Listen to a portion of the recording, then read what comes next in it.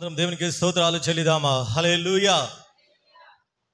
దేవుని పరిశుద్ధ నామానికి మహిమ కలుగును గాక. మన ప్రభువును రక్షకుడైన యేసుక్రీస్తు నామంలో ఈ పునరుద్ధానానికి వచ్చిన మీ అందరికీ నా యొక్క హృదయపూర్వక వందనాలు. దేవుడు మిమ్మల్ని మీ కుటుంబాన్ని దీవించును గాక. హల్లెలూయా.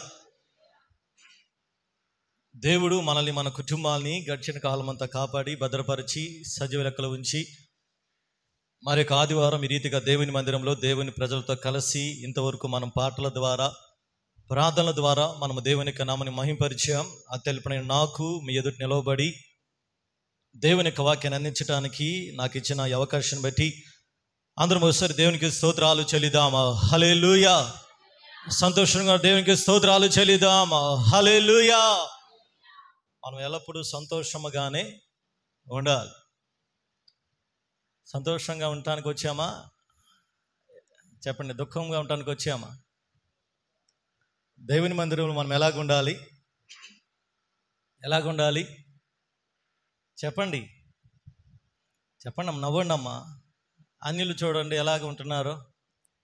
జీవం లేని వాళ్ళని పూజిస్తా రాత్రంతా మేల్కొని శక్తి కొలది వాళ్ళు నాట్యం చేస్తూ ఉన్నారు. మనము కాసేపు ఆరాధన చేయడానికి కూడా మనకి మొఖాలు సాడ్గా పెట్టి చాలా విచారముగా మనం ఆరాధిస్తున్న దేవుడు ఎవరో తెలుసా? అది దావీదుకి తెలుసు కాబట్టే తన భార్య ఎగతాళి చేసేటట్లుగా దావీదు ఎగిరాడు.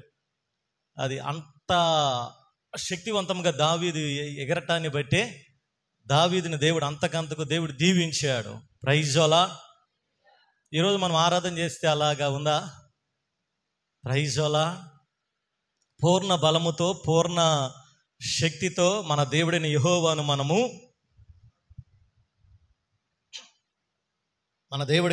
మనం ఆరాధించే వారిగా మనం ఉండాలి. అటు ఆరాధన దేవునికి ఇష్టమైంది. దేవుని మందిరంలో మనం సంతోషంగా ఉండాలి. ఒక భక్తుడు చెప్పాడు, ఒక కవి, నవ్వటం ఒక భోగం, నవ్వకపోవటం చెప్పండి అమ్మా ఒక తెలీదా? ఈ ప్రావర్బ్ తెలీదా? సామెత. నవ్వటం ఒక భోగం, నవ్వకపోవటం ఒక రోగం. అన్యులు చాలా హ్యాపీగా ఉంటున్నారు. మనం ఎందుకో సాడ్గా, ముఖాలు దుఃఖముగా, ఏదో పోగొట్టుకున్న వారిలాగా, ఏదో మిస్ అయినా అలాగ ఉండకూడదండి. దేవుని సన్నిధానంలో ఏమున్నాయి? దుఃఖం ఉంది. ఏముంది దేవుని సన్నిధానంలో? నీ సన్నిధిలో సంపూర్ణ సంతోషం ఉంది. అది ఇవ్వటానికి దేవుడు మనల్ని ఎన్నుకుంది. అది మనము ఏడుస్తూ ఉండటానికి, మనము సాడ్గా ఏదో పోయిన వారముగా, ఏదో కోల్పోయిన వారం కూడా దేవునికి ఇష్టం లేదే అండి. అటు ఆరాధన చేసిన దేవునికి ఇష్టం లేదు. దేవుని ఎలాగా తెలుసా? సంతోషముతో ఆనందముతో దేవుని ప్రతిగానములు చేస్తే అది ఎలాగ ఉంటుందంటే శక్తివంతముగా మార్చబడి మన జీవితంలో ఉన్న ప్రతి విధమైన అననుకూల పరిస్థితులన్నీ కూడా తారుమారు చేయగలిగిన దేవుడు. హల్లెలూయా. హల్లెలూయా. మీ పక్కన చూసి ఒకసారి నవ్వండి అమ్మా. ప్రైజ్ అలా. నవ్వండి. నవ్వటం మంచిది. నవ్వితే ముఖంలో ఉన్న కొన్ని నరాలన్నీ కూడా, డాక్టర్స్ అంటున్నారు, నవ్వినప్పుడు అంటే ముఖంలో ఉన్న నరాలన్నీ కూడా అవి బాగా ఉత్తేజభరితంగా అయ్యి మనిషి ఆరోగ్యవంతునిగా తయారవుతాయి. ఈరోజు మనిషికి రోగాలు ఎందుకు అవుతున్నాయి తెలుసా? నవ్వకపోవటం చేత. లేచిన దగ్గర నుంచి ఆడవటం, లేచిన దగ్గర నుంచి ఏదో ఒక ఉండటం వల్ల దుష్టుడు ఏం చేస్తున్నాడు? వచ్చి నెత్తి మీద కూర్చుంటున్నాడు. సంతోషంగా నవ్వితే రోజంతా ఎలాగుంటుందో తెలుసు. చాలా ఆరోగ్యముగా, ఆనందముగా. మనం చూసిన వాళ్ళు కూడా మరి వీళ్ళు మందిరానికి వెళ్ళి వస్తున్న ఆనందంగా ఉన్నారా అని అనుకుంటారు. మనం ఏడుస్తా ఇంటికి వెళ్ళాం అనుకోండి, మీ భర్తలు ఒకవేళ రానోళ్ళు ఎవరంటే, ఏంది ఈరోజు ఏడుస్తూ ఉన్నావు? ప్రైజోలా. ఎలాగుండాలి? ప్రైజోలా. హల్లెలూయా. కాబట్టి ఎల్లప్పుడూ మనం దేవుని సన్నిధానంలో మనం సంతోషించే వారముగా ఉందుముగాక. ఆమేన్. హల్లెలూయా. పోయిన వారం మనము ఒక వాక్య భాగాన్ని మనం విన్నాం. మీలో ఎంతమంది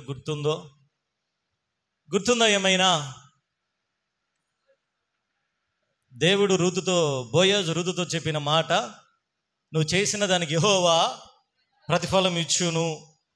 కాబట్టి దేవుడు మనకి ప్రతిఫలం ఇచ్చే దేవుడు ఆయన.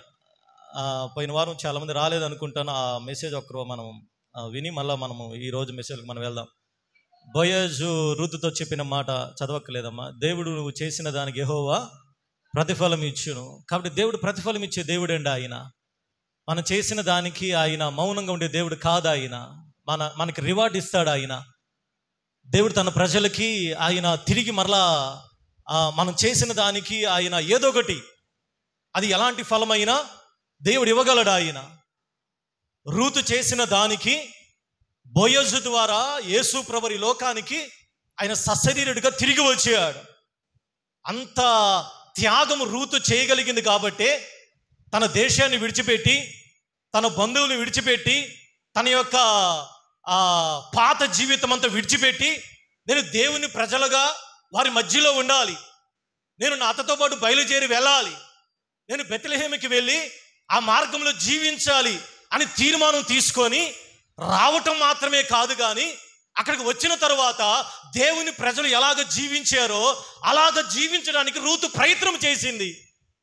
అందుకని రూతును గమనించిన బోయజు, అమ్మా, నీ మునుపటి ప్రవర్తన కంటే నువ్వు దేవుని దగ్గరికి వచ్చిన తర్వాత నీ ప్రవర్తన ఎలాగుందో తెలుసా, అది మరి ఎక్కువైంది. Praise the lord. కాబట్టి నువ్వు చేసిన దానికి దేవుడు నీకు ప్రతిఫలం ఖచ్చితంగా ఇస్తాడమ్మా. Praise the lord. నిజంగా చాలా ఆశ్చర్యం అండి. ఒక యూదురాలి పేరు తొలగించబడి ఒక అన్యురాలి పేరు రూతు యొక్క యేసు ప్రభువు వంశావళిలో రూతు పేరు వ్రాయబడిందంటే అది ఎంత గొప్ప భాగ్యమో తెలుసా. Praise the lord. మత్తయి సువార్తలో ఉండేది 5వ అధ్యాయంలో యేసు ప్రభువు వంశావళిలో రూతు పేరు ఉండిద్ది. Praise the lord. అంత త్యాగము చేసింది కాబట్టి దేవుడు అంత ప్రతిఫలాన్ని ఇచ్చాడు.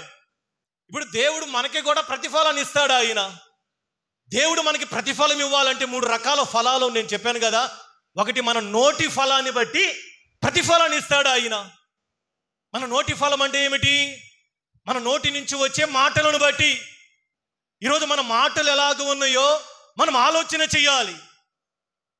మన మాటలను బట్టి ఈరోజు చాలామంది దైవజనులు కూడా చాలా చోట్ల నేను వింటూ ఉంటాను, ఒక కుటుంబం దీవించబడకుండా ఉంటుంది.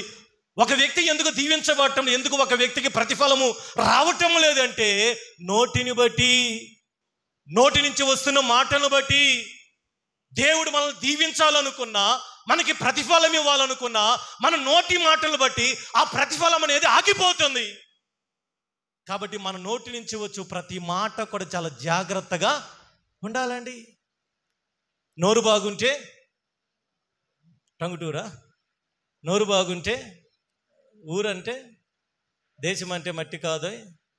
అది నోరు బాగుంటే అంతా బాగుంటాయండి. నోరు బాగుంటే ఊరు నోరు బాగుంటే మన ఇల్లు బాగుండిద్ది. నోరు బాగుంటే మన వ్యక్తిగతముగా బాగుంటాం. ఈరోజు ఒకళ్ళు మోషని అడిగితే, మోషే నువ్వు ఎందుకు కానానికి వెళ్ళలేకపోతే, నా నోరు వచ్చిన మాట వలనయ్యా. మిరియాముని అడిగితే, మిరియాము నీకు ఎందుకమ్మ కుష్ఠవ్యాధి వచ్చింది, ఎందుకు 7 రోజులు దేవుడు నిన్ను బయట పెట్టాడంటే, మిరియాము చెప్పిద్దామయ్యా, నా నోటితోటి నా తమ్ముడని కూడా చూడకుండా నేను అతన్ని నిందించానయ్యా. అంటే నోటి మాటలను బట్టి మనం చాలాసార్లు అనుకుంటాం పాపం అంటే ఏదో వ్యభిచారమే, దొంగతనం, లేకపోతే ఇంకా నరహత్య అనుకుంటాం. కానీ అది కాదండి.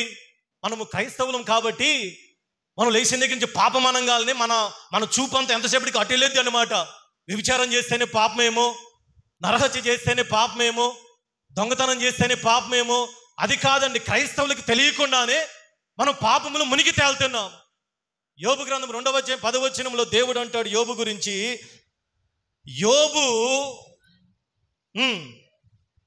యోబు గ్రంథం 2వ అధ్యాయం 10వ వచనం, అందుకు అతడు, నువ్వు మాట్లాడుచున్నావు, చివరి చదవమ్మా, ఏ విషయమందును యోబు నోటి మాటతోనైనను పాపము చేయలేదు. Praise the lord. ఇప్పుడు పాపం అనేది ఎక్కడి నుంచి బయలుదేరుతుంది? ముందు నోటిలో నుంచి. దేవుడు అంటున్నాడండి స్వయాన, యోబు నోటి మాటతోనైనా పాపము చేయలేదు అనగా పాపం అనేది ఎక్కడ పుడుతుంది? మన నోటి మాటలను బట్టి కూడా కొన్నిసార్లు మనకు తెలియకుండానే మనం పాపం చేస్తున్నాం. కాబట్టి మొదటిగా మనం బాగుండాలి, మనం ఆరోగ్యముగా ఉండాలి, మనం సంతోషముగా ఉండాలి, దేవుడు మనకి ప్రతిఫలం ఇవ్వాలి, దేవుడు మనల్ని బలపరచాలి, దేవుడు మనల్ని స్వస్థపరచాలి, దీవించాలి. అటువంటి ప్రతిఫలము రావాలి అంటే మన నోరు అనేది చాలా జాగ్రత్తగా ఉండాలి. Praise the lord. రెండవదిగా క్రియాఫలము చేసుకున్నవాడికి చెప్పండి అమ్మా. చేసుకున్నంత. మంచి చేస్తే చెప్పండి, పలకరా? మంచి చేస్తే మంచి వచ్చిద్దండి, చెడు చేస్తే చెడు వస్తుంది. మనుషుడు ఏది విత్తే అదే కోస్తాడండి. మనం కీడు విత్తామనుకోండి, కీడే కోసుకుంటాం. నువ్వు నీతిని విత్తామనుకో, నీతిని కోసుకుంటావు.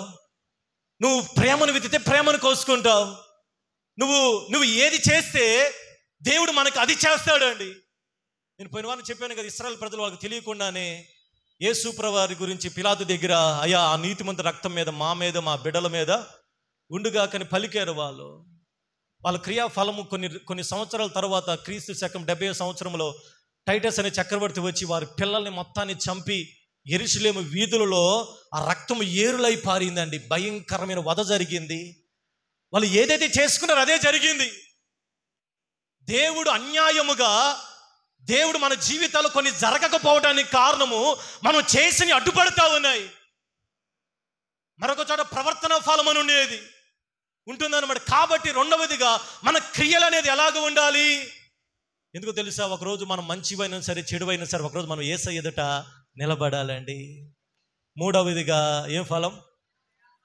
ప్రయాస ఫలం. ప్రయాసకు తగిన ప్రతిఫలాన్ని దేవుడు మనకి అనుగ్రహించే దేవుడు. రూతు తన నోటితో ఏదైతే చెప్పిందో అదే జరిగింది. రూతు ఏ పనైతే చేసిందో ఆ మంచి పని తన జీవితంలో జరిగింది. దేని కొరకైతే ప్రయాసపడిందో ఆ ప్రయాసనే తన జీవితంలో చూడగలిగింది. ఈరోజు దేవుడు నీకు ప్రతిఫలం ఇవ్వాలంటే ఈ 3 కరెక్ట్గా ఉన్నాయా? ఈరోజు మనకంటే అన్యులు సంతోషంగా ఉంటున్నారు. మనకంటే దేవుణ్ణి ఎరగని వాళ్ళు ఆరోగ్యముగా, ఆనందముగా, సంతోషముగా, నెమ్మదిగా ఉంటున్నారు. కారణం ఏం తెలుసా? చెప్పండి అమ్మా, చెప్పండి. ప్రైజ్ అల్లాహ్, హల్లెలూయా. ఈ వాక్య దగ్గర మనం పోయిన వారు విన్నాం. కాబట్టి దేవుడు మనకు ప్రతిఫలం ఇవ్వాలంటే మన నోరు, మన క్రియలు, మన ప్రవర్తన సరిగ్గా ఉండాలి. హల్లెలూయా. మలకి గ్రంథము 1వ అధ్యాయము 2-3 వచనాలు దయచేసి చదివి సహాయం చేయండి. యెహోవా సెలవిచ్చినదేమనగా, నేను మీ ఎడల ప్రేమ చూపి ఉన్నాను. అయితే ఏ విషయమందు నువ్వు మా ఎడల ప్రేమ చూపింతువందురు? ఏశావు నాకు అన్నకాడా, యాకోబు నాకు అన్నకాడా? అయితే నేను యాకోబును ప్రేమించి తిని, ఇదే యెహోవా వాక్కు, ఏశావును నేను ద్వేషించి తిని. చాలండి. దేవుడు మలాకి ద్వారా తన ప్రజలకి ఒక మాటను సెలవిస్తున్నాడండి. ఇది దేవుడిని యెహోవా వాక్కు. అది ఏమిటంటే, యాకోబు నాకు ఏశావు అన్నకాడా, లేకపోతే ఏశావు నాకు యాకోబు అన్నకాడా? నేను యాకోబును ప్రేమించాను, ఏశావు నేను ద్వేషిస్తున్నాను. యాకోబు ఏశావుల గురించి ఎంతమంది తెలుసు? ఫ్రాంక్గా చేయొద్దండి, పర్లేదు. అంటే తెలియని వాళ్ళకంటే ఒకసారి చెబుదాను. అందుకని యాకోబు ఏశావుల గురించి ఎంతమందికి తెలుసు? కొద్దిమందికి తెలుసు. అబ్రహాము ఎంతమంది తెలుసు? ఎవరు చేయొద్దట్లా? హల్లెలూయా. యేసయ్య గురించి ఏం తెలుసమ్మా? అబ్రహాం గురించి ఎంతమంది తెలుసు? తెలుసు అందరికీ. అబ్రహాముకి దేవుడు ఇస్సాకుని ఇచ్చాడు బిడ్డ లేని సమయంలో. ఇస్సాకుకి బిడ్డలు లేనప్పుడు ఇస్సాకు, రిబ్కా వాళ్ళు దేవుని దగ్గర ప్రార్థన చేసినప్పుడు దేవుడు ఈ రిబ్కా గారి గర్భాన్ని తెరిచి దేవుడు ఒక వాక్కును కూడా అప్పుడే బయలుపరుస్తాడు. ఎందుకంటే రిబ్కా గర్భముతో ఉన్నప్పుడు, ఆ లోపల బిడ్డలు తన్నుకుంటా ఉన్నప్పుడు ఆ విషయమై దేవుని దగ్గరికి వెళ్ళి ప్రార్థించేది అనమాట. అయ్యా నా కడుపులో ఇలాగా జరుగుతూ ఉంది, తట్టుకోలేక అడిగినప్పుడు దేవుడు ముందుగానే, అమ్మ నీ కడుపులో 2 వ్యక్తులు ఉన్నారు, పెద్దవాడు చిన్నవాడికి దాసుడవుతాడు, కాబట్టి ఒకని చెయ్యి ఒకనికి విరోధముగా ఉంటుంది అని చెప్పి, తర్వాత రిబ్కా దేవుడు వాళ్ళకి ఇచ్చిన బిడ్డలే ఇస్సాకు, రిబ్కాకి పెద్దవాడేమన్నా ఏశావు, చిన్నవాడేమన్నా యాకోబు. కాలం జరిగిపోతూ ఉంది. వారు పుట్టిన దానికి బట్టి ఏశావుకి పెద్దవాడికి ఏశావు అని పేరు పెట్టారు, చిన్నవాడికి ఏమన్నా యాకోబు అని పేరు పెట్టారు. అది అక్కడ వ్రాయబడిన మాట. యాకోబు తన అన్న మడివిని పట్టుకున్నాడని యాకోబు అని పేరు పెట్టారు వాళ్ళు. కానీ యాకోబు అని మాటకి మోసగాడని అర్థం. అంటే పుట్టుకతోనే యాకోబు ఎలాగ వచ్చాడు? మోసగాడిగా వచ్చాడు. మోసగాడిగానే లోకంలో బయటపడ్డాడు. ఇప్పుడు ఇస్సాకు యొక్క బిడ్డలే యాకోబు, ఏశావు. వీళ్ళిద్దరి గురించి దేవుడు సెలవిస్తున్న మాట ఏంటంటే, నేను యాకోబుని నేను ప్రేమించాను, నేను ఏశావుని నేను ద్వేషించాను. ఇక్కడ మనకు ఒక సందేహం రావచ్చు, ఇదేంది పుట్టుకతో మోసగాడైన యాకోబుని దేవుడు ప్రేమించడం ఏంది? ఏ పాపం ఎరుగొని ఏశావుని దేవుడు ద్వేషించడం ఏమిటి? దేవుడు స్వార్థపరుడా? దేవుడికి జాలి లేదా? దేవుడు ఒకరిని ప్రేమించి ఒకరిని ద్వేషిస్తాడా? దేవుడు ఒకరిని దీవించి ఒకరిని శపిస్తాడా? దేవుడు ఒకరిని హెచ్చించి ఒకరిని తగ్గిస్తాడా? దేవుడు ఒకరిని బలపరిచి ఒకరిని బలహీనులుగా చేస్తాడా? పైగా చూడండి, మోసగాడైన యాకోబునేమన్నా నేను యాకోబుని ప్రేమిస్తున్నాను అంటున్నాడు. ఏశావు ఏమీ చేయలేదండి.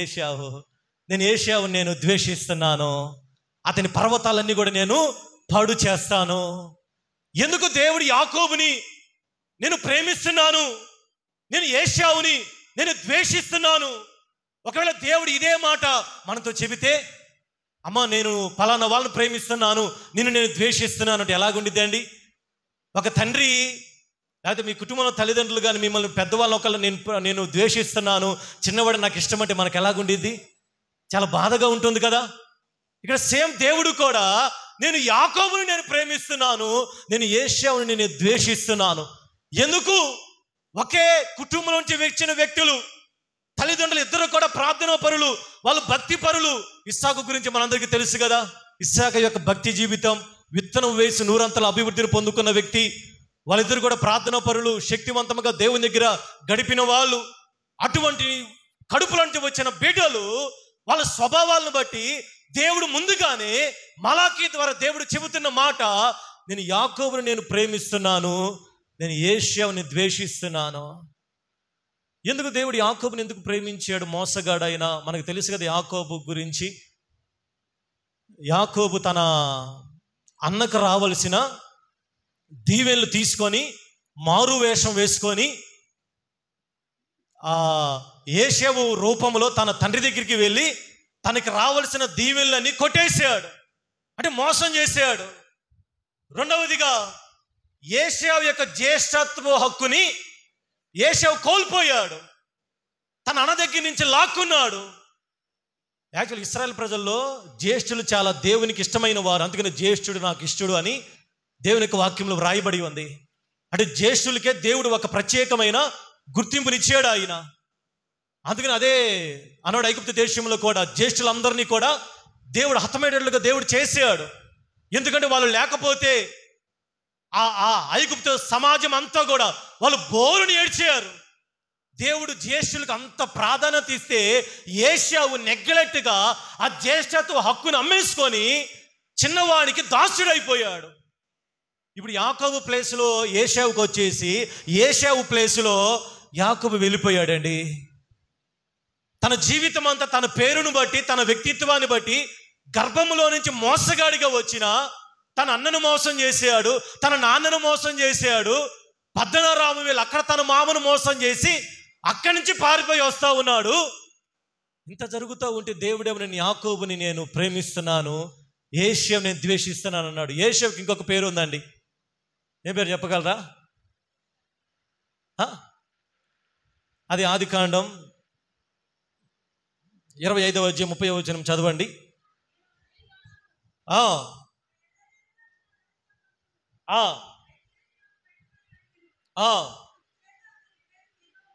అతని పేరు ఎదోము. చాలండి. ఏశావుకున్న మరొక పేరు ఏంటంటే ఏశావు కాకుండా ఎదోము అనే పేరు కూడా ఉంది. ఇప్పుడు అసలు విషయానికి వస్తే అసలు ఎందుకు యాకోబుని దేవుడు ఎందుకు ప్రేమించాడు, ఏశావుని ఎందుకు దేవుడు ద్వేషించాడు, దేవుడు ఎందుకు ఒక వ్యక్తినే ఎందుకు ప్రేమిస్తాడు, ఒక వ్యక్తినే దేవుడు ఎందుకు ద్వేషిస్తాడు, దేవుడు కొంతమందినే ఎందుకు ఆయన ఆ ప్రేమ చూపిస్తాడు, కొంతమందిని ఎందుకు దేవుడు ద్వేషిస్తాడంటే దేవుడు స్వార్థపరుడు కాదండి, దేవుడు పక్షపాతి కాదండి, దేవుల్లో ఎటువంటి కూడా అటువంటి మనం చూపించే ఆ పార్షియాలిటీ ఏది కూడా కనపడదండి. కానీ మనుషులు చేసుకున్న వాటిని బట్టి దేవుడు ప్రేమ చూపిస్తాడు. కానీ దేవుడు సైడ్ నుంచి ఏది కూడా మనం ఎంత వెతికినా ఆయనలో పార్షియాలిటీ కనపడదండి. Praise the Lord. ఆయన చూపించే ప్రేమలో, ఆయన ఇచ్చే రక్షణలో కానీ, ఆయన కురిపించే దీవెనలో కానీ ఆయన దృష్టిలో అందరూ కూడా సమానులే. మరి ఎందుకు దేవుడు యాకోబు నేను ప్రేమిస్తున్నాను, యేషూని ఎందుకు ద్వేషిస్తున్నానని చెబితే కొన్ని విషయాలు మనం చూస్తే హోషేయ గ్రంథం 12వ అధ్యాయం 3-4 వచనాలు చదవండి. హోషేయ గ్రంథము 12వ అధ్యాయము 3-4 వచనాలు. తల్లి గర్భమందు యాకోబు తన సహోదరుని మడిమను పట్టుకొనేను,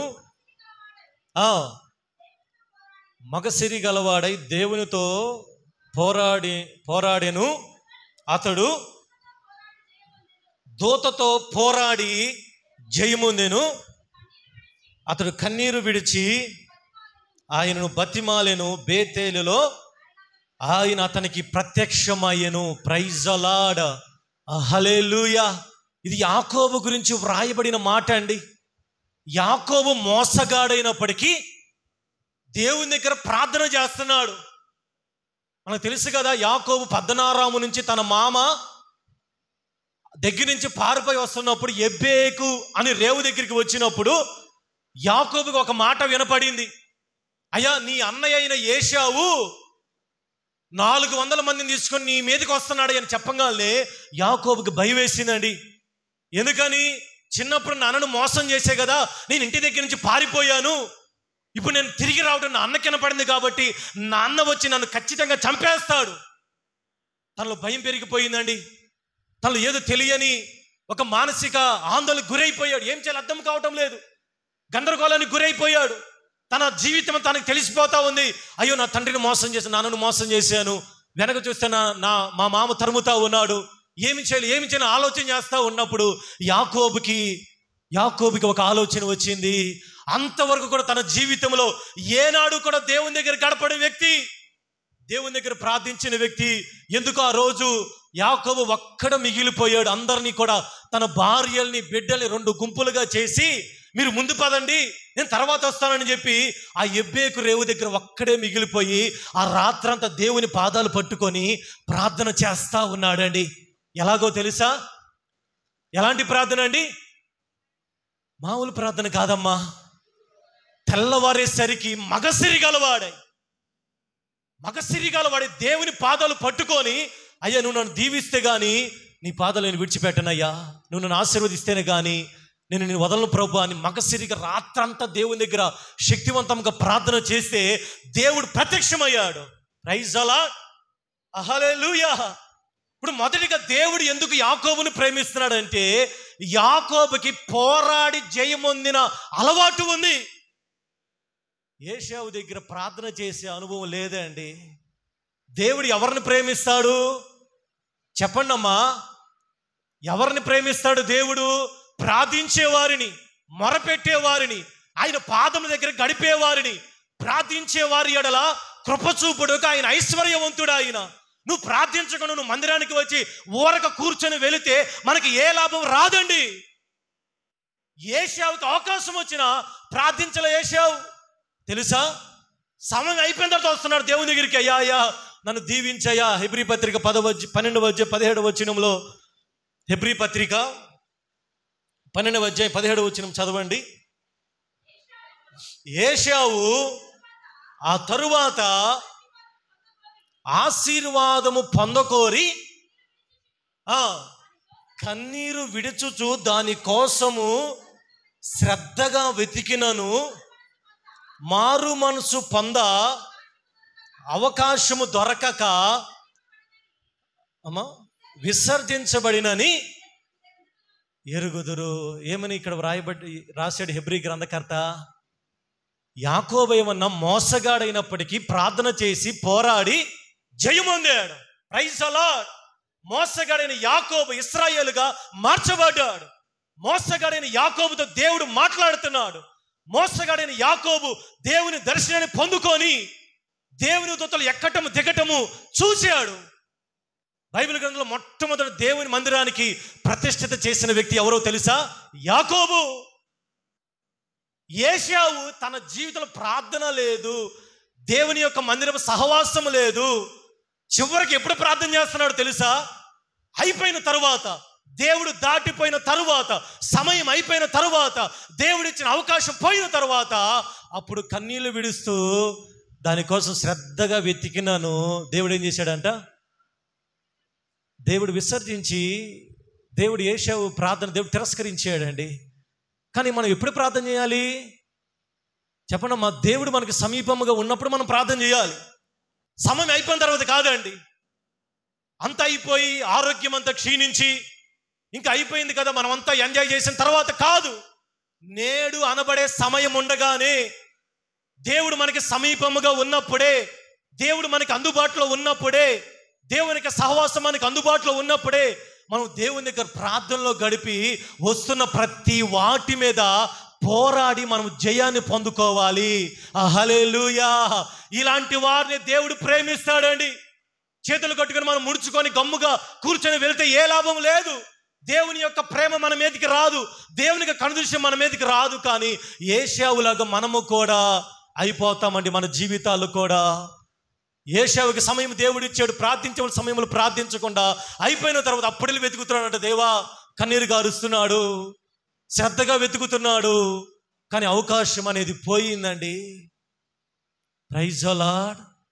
దేవుని ప్రార్థించే సమయం ఒకటి ఉండిద్ది. ఆ సమయం మనం ప్రార్థించాలి. మొరపెట్టే సమయంలో మనం మొరపెట్టాలి. యాకోబు తన యొక్క అననుకూల సమయాన్ని అనుకూల సమయంకి ఎంచుకొని చేతులు కట్టుకుని కూర్చోకుండా, యాకోబు తన యొక్క సమయాన్ని సద్వినియోగం చేసుకొని మగసిరి గలవాడాయి. ఈరోజు ఈ ప్రార్థించే అనుభవం నీ దగ్గర ఉందా? నా కుటుంబంలో దీవెన చూడాలి, నా భర్త మారాలి, నా కుటుంబంలో అద్భుతాలు జరగాలి, నా వ్యాధి నుంచి స్వస్థత కలగాలి, నా గ్రామాన్ని దేవుడు దర్శించాలి, నా తల్లికి తండ్రికి మారు మనసు రావాలి. ఇదే ప్రార్థించటం అంటే. అలాంటి మగసిరి కలిగిన ప్రార్థన ఎవరికి ఉంటుంది? దేవుని ప్రేమించే వారికి. Praise the lord. నేను ఈ కార్యము చూడాలి ప్రభువా, నేను ఈ యొక్క అద్భుతాన్ని చూడాలి, నా ప్రార్థన ద్వారా నేను బలమైన కార్యాలు చూడాలని ఎరగటమే మగసిరి కలిగి దేవుని దగ్గర ప్రార్థన చేయటం. ఉత్తిత్తి ప్రార్థనలకి ఏమీ ఉండదండి. Praise the lord. మన 7 రోజుల ఉపవాస ప్రార్థన ముందు మా ఊరి దగ్గర గుండ్లకమ్మ నది పెద్దది ఎండిపోయింది. దాదాపు 2 సంవత్సరాలు ఎండిపోయింది. నేను ఎప్పుడు ఆ ట్రైన్లో వస్తాను కాబట్టి మా ఊరు దాటంగానే ఆ బ్రిడ్జి మేంచి వచ్చింది. ఆ బ్రిడ్జి ఆ డ్యామ్ చూసినప్పుడల్లా, డ్యామ్ కాదు, ఆ నది చూసినప్పుడల్లా ఆ గుండ్లకమ్మ మనసులో బాధపడుతుంది. ఎందుకంటే ఆ నీళ్ళే మా ఊరు వచ్చి చుట్టుపక్కల పంటలు కానీ లేకపోతే ట్యాప్ వాటర్ కానీ. ఈ మధ్య ఏమైపోయిందంటే నీళ్ళు మొత్తం ఎండిపోయి అక్కడ పైన ఉన్న మలవరం డ్యామ్ కూడా ఎండిపోయి మొత్తం ఉప్పు నీళ్ళు కలిసేసినాయి. మొత్తం ట్యాప్లో కూడా ఉప్పు నీళ్ళు వచ్చేస్తున్నాయి, సముద్రపు నీళ్ళు. ఇప్పుడు మా ఊరు చరిత్ర లేదు ఉప్పు నీళ్ళు రావటం.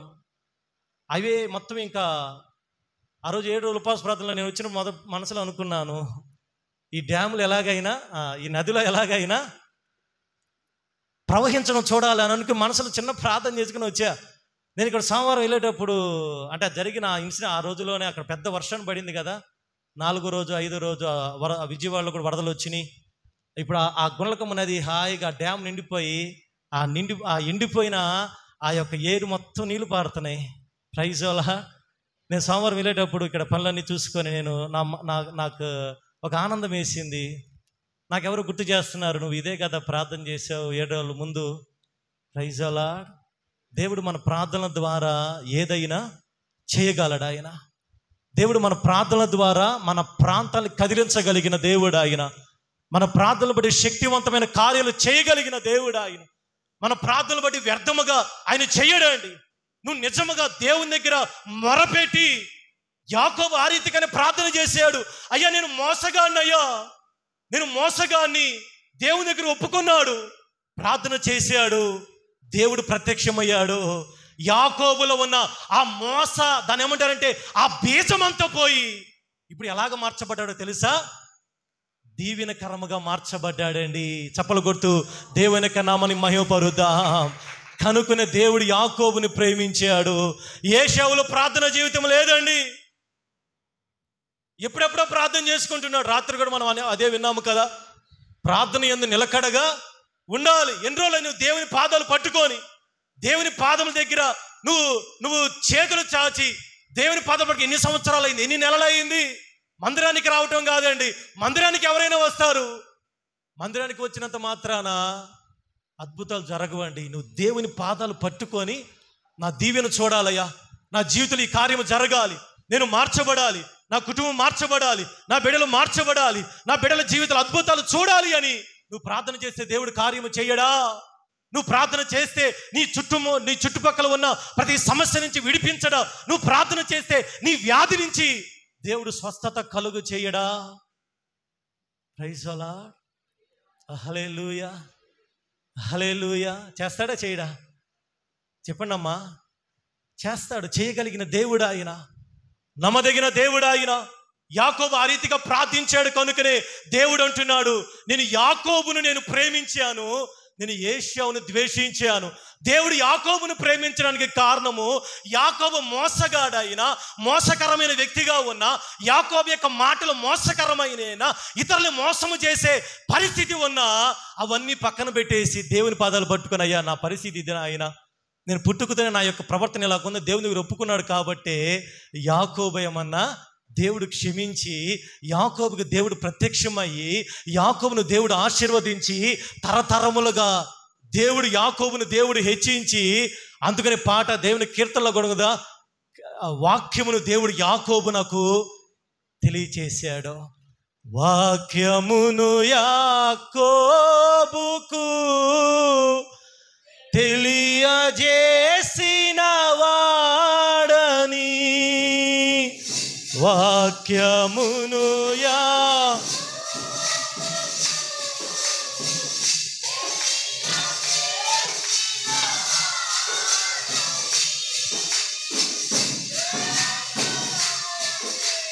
లాగునా చేసియుండా లేదని, ఏ జనముకి లాగునా చేసియుండా లేదని, దేవునికి స్తోత్రము గానము చేయుటయే మనమందరము స్తుతి గానము చేయుటయే మంచిది. Praise the Lord. హల్లెలూయా. దేవుడు తన వాక్యం యాకోబునకు తెలియచేశాడు. ఏ జనమునకు కూడా దేవుడు తెలియచేయలా. యాకోబును దేవుడు ప్రేమించడానికి కారణము, యాకోబు దేవుని పాదం దగ్గర గడిపి తన మోసగాని తనమంతా కూడా దేవుని పాదం దగ్గర విడిచిపెట్టి ఇశ్రాయేలుగా యాకోబు మార్చబడ్డాడు. యేషేవేమన్నా తనకొచ్చిన సమయాన్ని సద్వినియోగం చేసుకోకుండా ఎక్కడెక్కడో గడిపి చివరికి సమయం అంతా అయిపోయిన తరువాత దేవా నన్ను దీవించయ్యా, దేవా నన్ను స్వస్థపరచయ్యా అంటే దేవుడు అంటాడు, లేదయ్యా సమయం అయిపోయింది. ఈరోజు మనం చాలాసార్లు మనం అలాగే చేస్తున్నామండి. దేవుడు ఇచ్చిన సమయంలో మనం ప్రార్థించకుండా సమయం అయిపోయిన తర్వాత మొరపెడితే దేవుడు వినడమ్మా, ఆయన దాటిపోతున్నాడు. ఆయన యోబు అంటున్నాడు, అయ్యా ఆయన దాటిపోతున్నాడు, నేను దాన్ని గమనించలేకపోతున్నాను. యెహోవా సమీపమున ఉండగానే మీరు వేడుకొనండి. Praise the lord. సమయం అయిపోయిన తర్వాత కాదని అనుకూలంగా ఉన్నప్పుడే, మనము అన్ని విషయాలు బాగున్నప్పుడే దేవుని దగ్గర మొరపెట్టి మనం అన్ని విషయాల్లో కూడా జయము పొందుకునే వారముగా ఉందుముగాక. రెండవదిగా ఓబద్య గ్రంథం 1వ అధ్యాయం 3వ వచనం చదవండి. ఓబద్య గ్రంథము ఒక అధ్యాయమే ఉంది. అత్యున్నతమైన పర్వతముల మీద ఆసీనుడు అయ్యుండి కొండ సందులలో నివసించువాడా, నన్ను క్రిందకు పడద్రోయగలిగిన వాడు ఎవడని అనుకొనువాడా, నీ హృదయ గర్వము చేత నీవు మోసపోతివి. ఇది ఎవరితో చెప్పారు? పైన మొదటి వచనం చదువు, అర్థమైంది. ఓబద్యాకు కలిగిన దర్శనము ఎదోమును గురించి ప్రభువగు యెహోవా సెలవిచ్చినది. ఎదోము అంటే ఎవరు? ఓకే, మంచిది, ఇక్కడే ఉన్నారు అందరూ. ప్రైజ్ అలా. నేను ఇంకా అక్కడెక్కడ ఉన్నారేమో అని అనుకున్నాను. ఎదోము అంటే ఎవరు? ఏశావు. ఏశావు గురించి దేవుడు ఓబద్యాకి ఒక దర్శనాన్ని చూపించాడు. ఆ దర్శనం యొక్క అర్థం ఏంటంటే, యెహోవా యొద్ద నుంచి వచ్చిన సమాచారం మాకు వినపడెను, ఎదోము మీద యుద్ధము చేయదము లేండని జనులను రేపుటకై దూత పంపబడి ఉన్నాడు. నేను అన్యజనుల్లో నిన్ను అల్పునిగా చేసి నువ్వు బహుగా తృణీకరింపబడదు. అత్యున్నతమైన పర్వతముల మీద ఆసీనుడు అయ్యుండి కొండ సందులలో నివసించువాడా, నన్ను క్రిందకి పడద్రోయగలిగిన వాడెవడని అనుకునేవాడా, నీ హృదయపు గర్వము చేత నువ్వు మోసపోతివి. దేవుడు ఏశావును గురించి, అతని సంతానాన్ని గురించి ఓబద్యా అనే ఒక ప్రవక్తకి దర్శనాన్ని ఇచ్చాడు. వాళ్ళు బ్రతుకు మార్చుకుంటారని దేవుడు దర్శనాన్ని ఇచ్చాడు. ఆ దర్శనము ప్రత్యేకించి ఓబద్యా పుస్తకం ఎవరికంటే ఏశావుకి, ఏశావు యొక్క సంతతి వారికి, అనగా ఎదోమీయులు అనే పేరు కూడా బైబిల్ గ్రంథంలో ఉంది. ఈ ఎదోమీయులు ఎవరంటే ఏశావు యొక్క వంశములో ఉన్న వాళ్ళు. ఈ ఏశావు గురించి దేవుడు ఓబద్యాకి ఇచ్చిన ఆ యొక్క దర్శనం ఏమిటి అంటే, ఏశావు తన హృదయ గర్వము చేత నన్ను ఎవడు పడద్రోస్తాడు, నన్ను ఎవడు అని అనుకుని తన హృదయంలో గర్వముతో నింపబడి ఉన్నాడంట. ఎవరు? ఏశావు. గర్వం ఏం చేస్తుందండి చెప్పండి? గర్వం నాశనము చేస్తుందండి. నాశనానికి ముందు గర్వం. సామెతల గ్రంథం 16వ అధ్యాయము 23వ వచనములో నాశనానికి ముందు గర్వము నడుచును. ఒక వ్యక్తి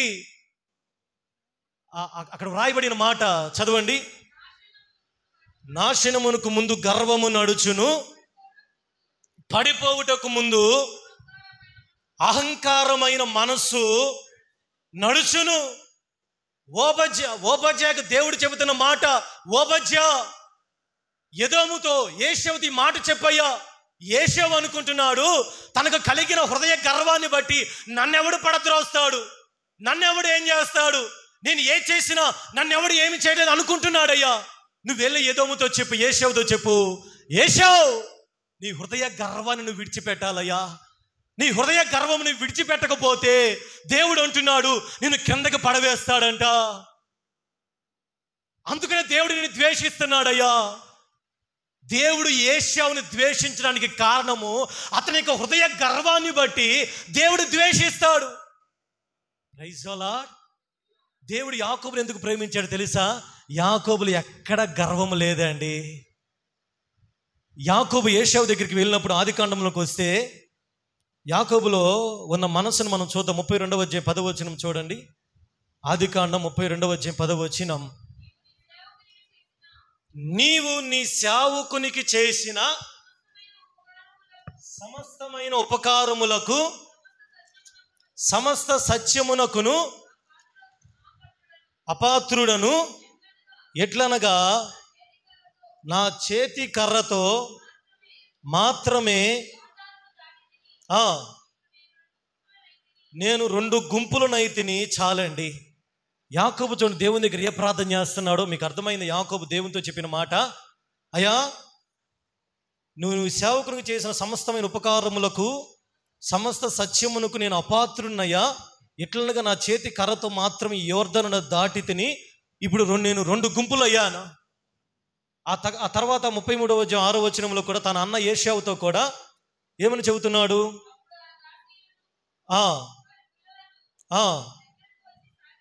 అది కదా 5వ వచనం. ఏశావు కన్నులెత్తి ఆ స్త్రీలను పిల్లలను చూచి, వీరు నీకేమి కావాలని అడిగినందుకు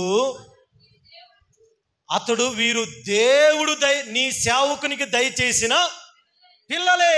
ప్రైజ్ ది లార్డ్. ఏశావే మన హృదయ గర్వంతో పట్టుకొని హృదయ గర్వంతో ఉండి తా కనికిందంతా కూడా నావాలనే అని అనుకుంటా ఉన్నాడు. నన్ను ఎవడు పడద్రోస్తాడులే, నాకెవడు ఉన్నాడు అనుకుని తిరుగుతూ ఉన్నాడు. కానీ యాకోబు అలాగ లేడండి. యాకోబు దేవుని మీద ఆధారపడి దేవుని స్తుతిస్తూ తన అన్న తన పిల్లల్ని భార్యలను చూసి, తమ్ముడా యాకోబు ఈ పిల్లలు ఎవరయ్యా, వీళ్ళందరూ ఎవరంటే మనం ఏం చెబుతామండి? నా పిల్లలండి. నా పిల్లలని చెబుతామా? చెప్పండి అమ్మా. ఎప్పుడైనా చెప్పాము మనం? ఎప్పుడైనా చెప్పాం ఈ మాట? యాకోబు చెప్పినట్టుగా చెప్పాము ఎప్పుడైనా? ఇంతవరకు ఎప్పుడైనా రిమైండ్ చేసుకోండి. ఎప్పుడైనా పిల్లలే కాదండి, ఎవరిని వచ్చి అమ్మా చీర బాగుందంటే నా డబ్బులు పెట్టి కొన్నాం అంటాం అనమా? దేవుడు డబ్బులు ఇచ్చాడు కొనటానికి అంటాం. లేకపోతే ఎప్పుడైనా చెప్పామా మాట? చెప్పండి అమ్మా. నీ దగ్గర డబ్బులు బాగున్నాయి అంటే ఏం చెబుతాం? కష్టపడి ఏం చెబుతాం మనం ఇతరులకి? కష్టపడి సంపాదించుకున్న జ్ఞానాన్ని బట్టి అని చెబుతాం మనం న్యాచురల్గా. దేవుడు మనకిచ్చిన ఇల్లును బట్టి అయినా ఏదైనా సరే, మనం ఉద్యోగం చేస్తున్న దగ్గర కానీ అది ఏదైనా మనం న్యాచురల్గా వాడే మాటను తెలుసా? నా సొంత జ్ఞానాన్ని బట్టి నేను సంపాదించుకున్నాను, ఇది నా పిల్లలు, వీళ్ళు, ఇది నా ఇల్లు, ఇది నా యొక్క వస్త్రాలు, అది ఏదైనా. కానీ యాకోబు అలా చెప్పలేదండి. ఏశావుతో ఏం చెప్పాడు తెలుసా? అతడు వీళ్ళు దేవుడు నాకు ఇచ్చిన పిల్లలని చెప్పాడండి. అదే కృతజ్ఞత కలిగి ఉంటాం అంటే. నానా అంటే ఏమొచ్చింది అంటేనే అక్కడ చెప్పండి అమ్మ, గర్వం అక్కడ ఏదో ఉన్నట్టు, గర్వం ఏదో అక్కడ ఉన్నట్టు. నానా అనే మాట ఎవడు పలికాడు బైబిల్ గ్రంథంలో? నెబుకద్నెజర్. ఆ బబులోను దేశంలో తిరుగుతూ ఉంటే నా బలం, నా యొక్క జ్ఞానాన్ని బట్టి, నా యొక్క సౌందర్య అక్కడ వ్రాయబడి దానియేలు గ్రంథంలో తీయండి ఒకసారి. నా బలాధికారం, నా యొక్క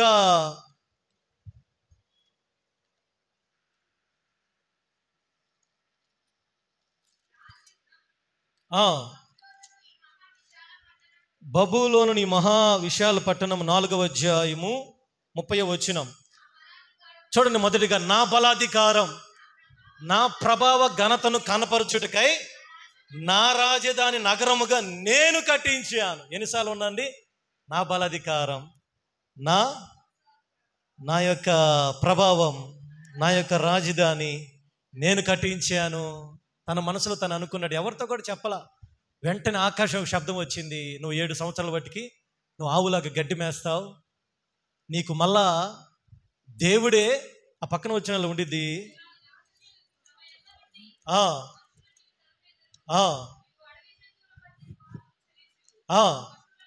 పశువుల వలె గడ్డి మేసేదో సర్వోన్నతుడికి దేవుడు మానవుల రాజ్యము పైన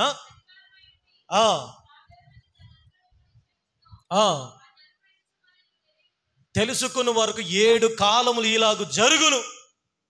ఇక్కడ నెబుకద్నెజరుకి ఒకటి తెలియాలి. ఏమని తెలియాలి? ఒక వ్యక్తికి అధికారం ఇచ్చేది దేవుడని తెలియాలి. ఒక వ్యక్తికి అది ఏదైనా వచ్చి పడింది అంటే దేవుడే ఇచ్చాడని తెలియాలి. నెబుకద్నెజరుకి తెలియాలంటే ఎన్ని సంవత్సరాలు పట్టింది? 7 సంవత్సరాలు పట్టిందండి. ఈ 7 సంవత్సరాలు నెబుకద్నెజరుకి తెలిసి వచ్చింది, ఒరే నేను ఇంతవరకు నా బలాధికారం బట్టి నేను కట్టాను అనుకున్నాను. కాదయ్యా, క్షమించు ప్రభువా, అయ్యా నీ వలన బట్టే నేను కట్టగలిగానయ్యా, నీ వలన బట్టే నా కుటుంబం ఇలాగ ఉంది అయ్యా, నీ వలన బట్టే నేను ఈరోజు ఆరోగ్యముగా ఉన్నాను, నీ వలన బట్టే నేను ఈరోజు క్షేమంగా ఉన్నాను అని ఈరోజు నువ్వు చెప్పగలుగుతున్నావా? చెప్పండి అమ్మా. లేకపోతే లేచి నా జ్ఞానాన్ని బట్టి, నేను తీసుకున్న ఫుడ్ని బట్టి ఆరోగ్యంగా ఉన్నా, లేకపోతే నా యొక్క సొంత జ్ఞానాన్ని బట్టి నా ఇల్లు ఉంది అని మన మనసులో అనుకుంటున్నామా? యాకోబు అంటున్నాడు, అయ్యా నీ సేవకునికి నువ్వు చేసిన వాటికి నేను అపాత్రుడు అయ్యా, నేను యోగ్యుని కాదయ్యా. దావీదు కూడా 2వ సమూయేలు గ్రంథంలో దేవుని దగ్గర అదే ప్రార్థన చేశాడు. 7వ అధ్యాయం 10వ వచనంలో 18వ వచనం చదవండి. 2వ సమూయేలు గ్రంథం 7వ అధ్యాయం 18వ వచనం. దావీదు రాజు లోపల ప్రవేశించి యెహోవా సన్నిధిని కూర్చుండి ఈలాగును మనవి చేసెను, నా ప్రభువా యెహోవా, ఇంతగా నన్ను హెచ్చించుటకు నేను ఏ పాటి వాడను, నా కుటుంబం ఏ పాటిది, ఇంత హెచ్చుగా నీ దృష్టికి కొంచెమై చాలండి. దావీదు దేవుని స్తుతిస్తున్నాడండి. ఏమనో తెలుసా? అయ్యా నీ సేవకునికి కుటుంబానికి నువ్వు ఇంతగా చేటుకు నేను ఏ పాటి వాడినయ్యా, నేను యోగ్యుని కాదు ప్రభువా, నేను ఇంతగా నన్ను హెచ్చించుటకు నేను ఏ పాటి వాడిని, నాకు ఏ అధికారం లేదు, అర్హత లేకపోయినా గొర్రెల దొడ్డులో నుంచి తీసి నన్ను ఈరోజు ఇశ్రాయేలు ప్రజలకు రాజుగా నన్ను ఎన్నుకున్నావు. కానీ ఏశావు దగ్గర ఏముందంట? ఎదోముతో ఓబద్య చెప్పిన మాట, నీ హృదయ గర్వమును బట్టి నువ్వు కలిగి ఉన్నావు, అందుకని ఏశావును దేవుడు ద్వేషిస్తున్నాడు అండి. ఈరోజు మనకి గర్వం అనేది బయటికి కనపడదండి. గర్వం అనేది బయటికి కనపడని వ్యాధుల్లో ఒక వ్యాధి అన్నమాట. ఆ గర్వం అనేది మన లోపల ఉండిపోయింది. ఆ గర్వం మనల్ని ఏం చేస్తుందంటే, కీర్తనలు సామెతకు చాలా మాటలు ఉన్నాయి, ఎవని గర్వము వానిని తగ్గించును. కాబట్టి ఎట్టి పరిస్థితుల్లో దైవ ప్రజలుగా, రక్షణ పొందిన ప్రజలుగా మన హృదయంలో ఉన్న గర్వమును మనం ఏం చేయాలి? విడిచిపెట్టాలండి. గర్వం అనేది అది సాతాను దూత.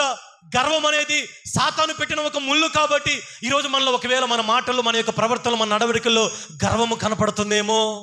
గర్వం ఉండకూడదండి. దయగల వారి ఎడల దయ చూపించే దేవుడు ఆయన, కఠినుడి ఎడల కఠినుడిగా ఉండే దేవుడు ఆయన. కాబట్టి యేషావు వలె మనం గర్వముగా ఉండకుండా యాకోబు వలె దేవుడు చేసిన ప్రతి మేలును కూడా, అయ్యా ఎవరిని వచ్చి అడిగితే దేవుడు నాకు ఇచ్చాడండి, ఈరోజు నేను బ్రతికి ఉన్నానంటే దేవుని కృప, ఈరోజు నేను చూడగలుగుతున్నాడు దేవుని కృప, ఈరోజు నేను నడవగలుగుతున్న దేవుని కృప, ఈరోజు నాకు ఇచ్చిన ఉద్యోగం, వ్యాపారం, పని, బిడ్డలు కానీ, ఇల్లు కానీ, అది ఏదైనా దేవుడు నాకు ఇచ్చాడండి మనస్ఫూర్తిగా చెప్పగలుగుతున్నామా? చెప్పండమ్మా, చెప్పగలుగుతున్నామా?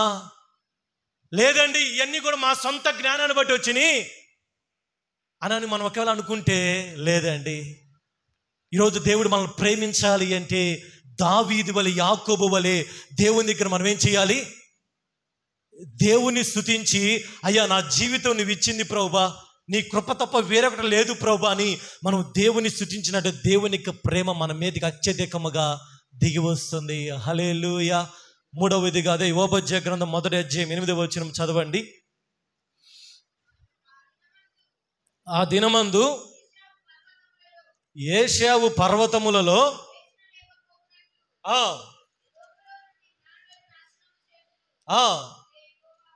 ఇదే యెహోవా వాక్కు. ఏమని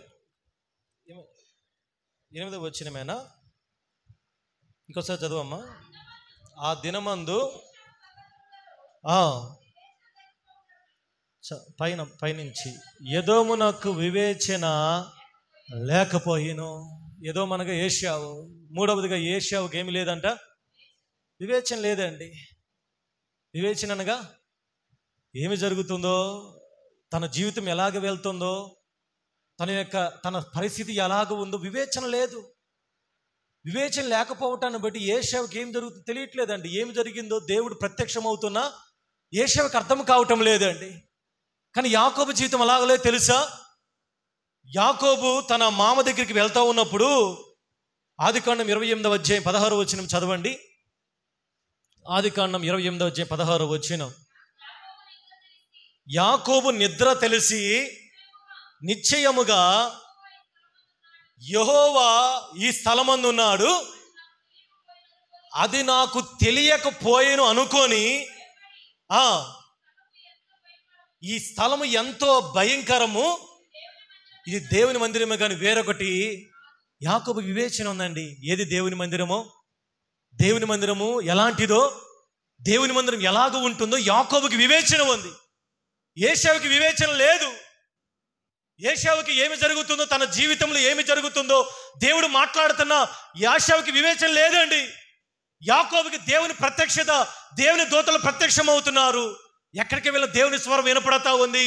ఏమి చెయ్యాలో కష్టకాలంలో దేవుడు మాట్లాడుతున్నాడు. తన మామ మోసము చేసి గొర్రెల మందల్ని వేరుగా ఉంచినప్పుడు ఆ గొర్రెల మందలన్నీ కూడా మరలా యాకోబు యొక్క గొర్రెలుగా ఈనటానికి ఏమి చేయాలో దేవుడు ప్రత్యక్షమై ప్రతిదీ కూడా గైడ్ లైన్ చెబుతా ఉన్నాడు. ఈరోజు నీకు వివేచన ఉందా? నీ జీవితంలో జరిగే నీ భవిష్యత్తును గురించి నీకు వివేచన ఉందా? యాకోబుకి వివేచన ఉంది కాబట్టి దేవుడు యాకోబును ప్రేమిస్తున్నాడు. యేషావుకి ఏమీ లేదంట, వివేచన లేదండి. అందుకని హోషేయ అంటూ, నా జనులు జ్ఞానము లేకయే నశిస్తున్నారండి. ఈరోజు మనకేమి కావాలి? జ్ఞానము కావాలి, వివేచన కావాలి. సామెతల గ్రంథం 2వ అధ్యాయం 11వ వచనం చదవండి. సామెతల గ్రంథం 2వ అధ్యాయం 11వ వచనం. బుద్ధి నిన్ను కాపాడును, వివేచన. దేవుడు కాదండి కాపాడేది. ప్రైజ్ అలా దేవుడు కాపాడతాడండి. ఇక్కడ ఏమని వ్రాయబడింది సామెతల గ్రంథంలో? ఎవరు మనల్ని కాపాడేది? చదవండి అమ్మా. బుద్ధి నిన్ను కాపాడుతుంది, వివేచన నీకు కావలి ఉంటుంది. చెప్పలకూడదు దేవుని యొక్క నామాన్ని మయోపరుద్దాం. నీకు బుద్ధి, జ్ఞానం, వివేచన ఉంటే ఆ వివేచన నిన్ను కావలి కాస్తుందండి. ఏది చేయాలో, ఏది చేయకూడదు, ఏది అనాలో, ఏది అనకూడదు, ఏది మాట్లాడకూడదు, ఎక్కడికి వెళ్ళకూడదు, ఏది తినాలో, ఏది తినకూడదు, ఏది చూడాలో, ఏది చూడకూడదు. నీకు ఆ వివేచన ఉంటే ఆ వివేచన నిన్ను కాపాడుతుందండి. ఆ వివేచన నీకు కావలిగా ఉంటుంది. Praise the lord. ద్వితీయోపదేశకాండం 32:28 చదవండి. ద్వితీయోపదేశకాండం 32:28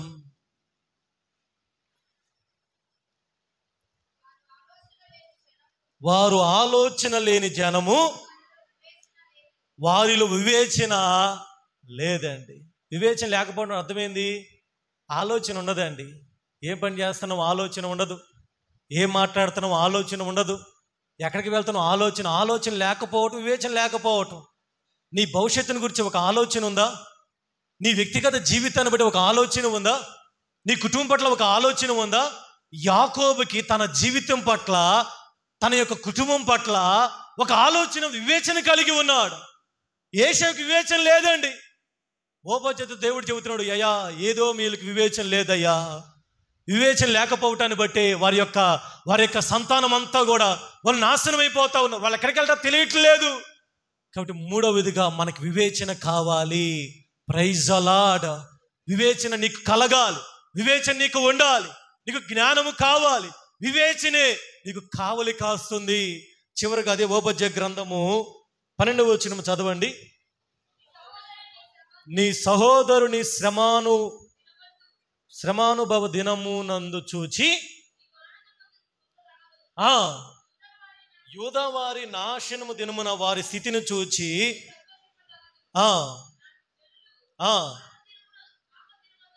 నువ్వు వారి గుమ్మంలోనికి చొరపడదగదు, వారి ఆపద్దినమున నువ్వు సంతోషపడుచు వారి బాధను చూడదగదు. చివరిగా 4వదిగా ఏశావులో ఉన్న ద్వేషించిన కారణం, ఏశావంట తన సహోదరులు అంటే ఎవరు? యాకోబు వంశంలో ఉన్న వాళ్ళు బాధలో ఉంటే ఏశావు ఏం చేస్తున్నాడంట? నవ్వుకుంటున్నాడంట. Praise the lord. ఇప్పుడు మనం ఎలాగుంటున్నాం చెప్పండి అమ్మా? మన సహోదరులు ఇబ్బందులు ఉంటే మనం కూడా హేళన చేసి నవ్వుకుంటున్నామా? జరిగితే జరిగింది, ఇది జరగలరా ఖచ్చితంగా. Praise the lord. తెక్క కుదిరింది మనం అనుకున్నాం, మనం కూడా చాలాసార్లు అనుకుంటాం, మనకు మనసులో అనుకున్నామా లేదా?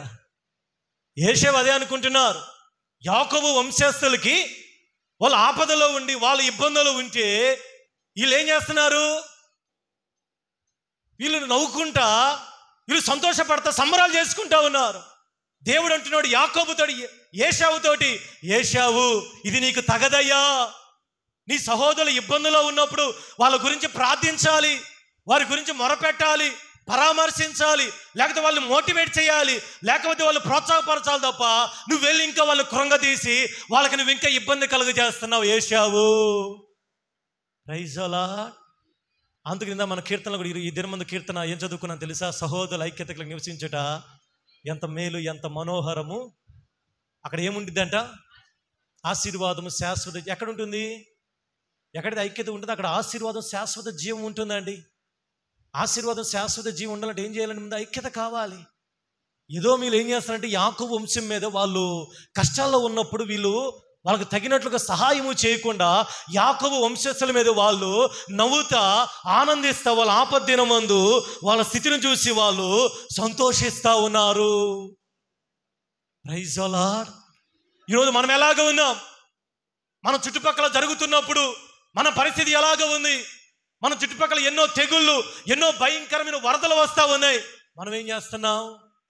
మన చుట్టుపక్కల అంటే మన చుట్టుపక్కల మన ఇంటి పక్కనలే కాదండి, చుట్టుపక్కల జరుగుతున్న సరౌండింగ్స్ని బట్టి మనం కూడా ఈరోజు ఏశావులాగి మనకేం పట్టిందిలే, ఎక్కడో జరిగింది కదా, ఎక్కడో ఏదో ఉంది కదా, ఎవరికో ఏదో అయింది కదా అని మనం కూడా తిరుగుతూ ఉన్నామండి. కాదు కాదు. ఏం చేయాలి? ప్రార్థన చేయాలి, మొరపెట్టాలి. మనం కూడా దేవుని సహాయం, దేవుని చిత్తమైతే ఎవరైతే శ్రమలో ఉన్నారో, ఇబ్బందుల్లో ఉన్నారో వాళ్ళకి మన వంతుగా మనం ప్రోత్సాహం చేసేవారిగా ఉండాలి. Praise the lord. అందుకనే మొదటిగా దేవుడు యాకోబుని ఎందుకు ప్రేమించాడు, ఎందుకు ఏశావును ద్వేషించాడంటే యాకోబు మోసగాడైన దేవుని దగ్గర ప్రార్థించి మగసిరి గాలవాడై దూతతో పోరాడి జయముంది. యాకోబు మోసగాడైన యాకోబు ఇశ్రాయేలుగా మార్చబడ్డాడండి. ఏశావు ప్రార్థించడానికి సమయం ఉన్నా ప్రార్థించకుండా చివరికి సమయం అయిపోయిన తర్వాత, దేవుడు దాటిపోయిన తర్వాత అప్పుడు మొర పెడుతున్నాడండి. అయిపోయింది, ఆల్రెడీ సమయం అయిపోయింది, ఫరో యుక్త సమయాన్ని పోగొట్టుకున్నాడని ఉండిద్ది బైబిల్ గ్రంథంలో. ప్రకటన గ్రంథంలో కూడా నేను యెజబెల్తో మాట్లాడతా, నేను దానికి సమయం ఇచ్చాను కానీ ఆ సమయము పోగొట్టుకుంది. సంఘంతో అంటాడు, నేను సమయం ఇచ్చాను మారు మనసు పొందటానికి, నేను సమయం ఇస్తున్నాను ప్రార్థించుకోవడానికి, నేను సమయం ఇస్తున్నాను, నేను వాళ్ళు బయటపడతారని. కానీ సమయాన్ని వాడుకోవటం లేదు. యాకోబు తన సమయాన్ని వాడుకున్నాడు. హల్లెలూయా. మరియా యేసయ్య పాదాల దగ్గర కూర్చొని తన సమయాన్ని గడిపింది. మార్త ఏమన్నా చెప్పండి, విస్తారమైన పనులు పెట్టుకొని టెన్షన్ పడతా ఉంది, ఒత్తిడి పడతా ఉంది, యేసయ్య చిరాకు పడతా ఉంది. దేవుని పాదాల దగ్గర పట్టుకుని ఎలాగో తెలుసా, ప్రశాంతంగా ఉంటారు. మార్త ఏమన్నా టెన్షన్ పడి ఒత్తిడి పడి యేసయ్యని ప్రచేస్తుంది. యేసయ్య నీకు చింత లేదా, యేసయ్య నీకు బాధ లేదా? Praise the lord. దేవుని పాదాల దగ్గర గడిపే వాళ్ళు ఎలా ఉంటారండి? సంతోషంగా ఉంటారు. యాకోబు తన సమయాన్ని వాడుకున్నాడు. రెండవదిగా యాకోబు ఏం చేశాడు? తన ఏశావు గర్వముగా ఉన్నాడు, హృదయ గర్వంతో ఉన్నాడు, ఎదోము అనగా ఏశావు. కానీ యాకోబు అలాగ లేడండి. దేవుని స్తుతిస్తున్నాడు. ఇచ్చిన ప్రతి దాన్ని కూడా మధ్యలో దేవుని పెట్టి, దేవుని వల్ల నాకు ఇది కలిగిందయ్యా, దేవుడే నాకు ఈ పని ఇచ్చాడు, దేవుడే నాకు ఈ ఉద్యోగం ఇచ్చాడు, దేవుడే నాకు ఇచ్చాడయ్యా, నా బిడ్డలు దేవుడు ఇచ్చాడయ్యా, నా ఇల్లు దేవుడు ఇచ్చిందయ్యా అని చెప్పి దేవునికి కృతజ్ఞతలు చెబుతున్నాడు అండి. ఈరోజు నువ్వు ఆ రీతిగా చెప్పగలవా? మూడవదిగా హిజ్కియా యాకోబు ఏశావుకి వివేచన లేదు. వివేచన లేకపోవటాన్ని బట్టి ఏశావు యొక్క జీవితం అంతా ఒకటి ఎక్కడికి వెళ్తావు తెలియటం లేదు. అందుకని మనం పైన 2 వారాల క్రితం విన్నాం కదా, దేవోక్తి లేని ఎడల జనులు కట్టు లేక తిరుగుతారు. Where there is no vision people are perish. జ్ఞానము లేకపోవటాన్ని బట్టి, వివేచన లేకపోవటాన్ని బట్టి ప్రజలు నశిస్తున్నారు. ఈరోజు యాకోబుకి జ్ఞానం ఉంది, యాకోబుకి వివేచన ఉంది, యాకోబుకి దేవుని గురించిన జ్ఞానం ఉంది కనుకనే యాకోబుని ఎన్నోసార్లు పడద్ర శత్రువు చూసినా యాకోబు పడటానికి అవకాశం ఇవ్వలేదు. ఏశావుకి వివేచన లేదు కాబట్టి తనకు తెలియకుండా చివరికి విసర్జించబడ్డాడండి ఏశావు. చివరిగా యాకోబు ఏశావులు ఎందుకు దేవుడు ఏశావును ద్వేషిస్తున్నాడంటే, తన సహోదరులు దుఃఖంలో ఉన్నాడు, ఆపత్కాలంలో విచారాలు వాళ్ళు చూసి నవ్వుతూ ఉన్నారు. ఈరోజు మనం ఏం చేయాలి? తోటి వారి గురించి మనం ప్రార్థన చేయాలి. మనకి ఎవరైతే హాని చేస్తారో వాళ్ళు చూసి మనం నవ్వకూడదు, కానీ వాళ్ళ గురించి మనం ప్రార్థన చేస్తే దేవుడు ఖచ్చితంగా మనల్ని బట్టి వారికి దేవుడు మేలు చేస్తాడండి. Praise the lord. యోబు తన స్నేహితులు ఎంతగానో ఇబ్బంది పెట్టారు. యోబు ఎప్పుడైతే ప్రార్థన చేశాడో తన స్నేహితులు దేవుడు క్షమించాడు. అబ్రహాము అబీమెలెకు ఫరో గురించి ప్రార్థించినప్పుడు దేవుడు ప్రార్థన విని ముయ్యబడిన గర్భాలు తెరిచాడు దేవుడు.